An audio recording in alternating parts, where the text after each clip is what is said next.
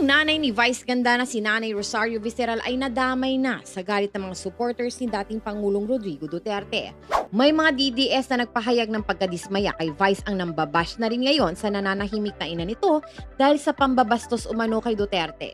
May mga nag-aakusa kay Nanay Rosario na hindi raw niya napalaki na maayos ang kanyang anak at hinahayaan lamang daw nito na bastusin at gawing katatawanan ang dating presidente na nakakulong ngayon sa The Hague, Netherlands.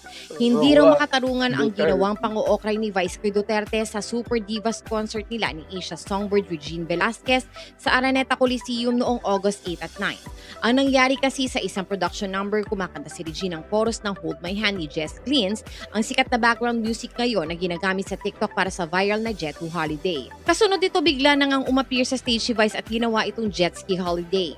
Nothing beats a jet ski holiday right now from Manila to the West Philippine Sea via jet ski. Get unlimited water bombing from Chinese vessels and a free trip to The Hague by the ICC. Promo applies to DDS only. Pink allowance and BBMs are prohibited. Huwag niyo akong subukan mga PI niyo. Ang hirit ni Vice na inalmahan na nga ng mga DDS pati na ang ina nito ay nadamay na. Kaya naman nananawagan ang kaibigan ni Vice na si Pokwang sa mga DDS na itigil na ang pambabasag kay Nanay Rosario dahil wala namang itong kinalaman sa issue. Sa pamamagitan ng X o dating Twitter nakiusap ang komedyana na huwag nang idamay ang nanay ni Vice sa kontrobersiya.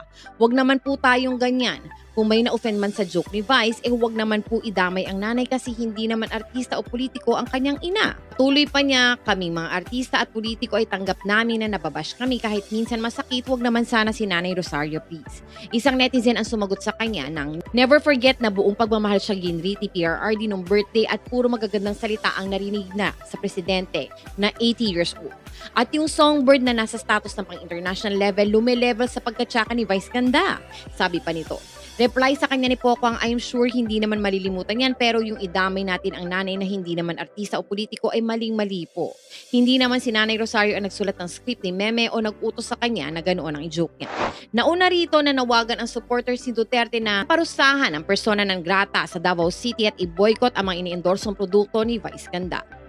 Sakit ng damit. Bakit kasi kumain tayo ng chocolate? Sakit sa ganito mo? Oo. Ako, sakit sa ganito mo.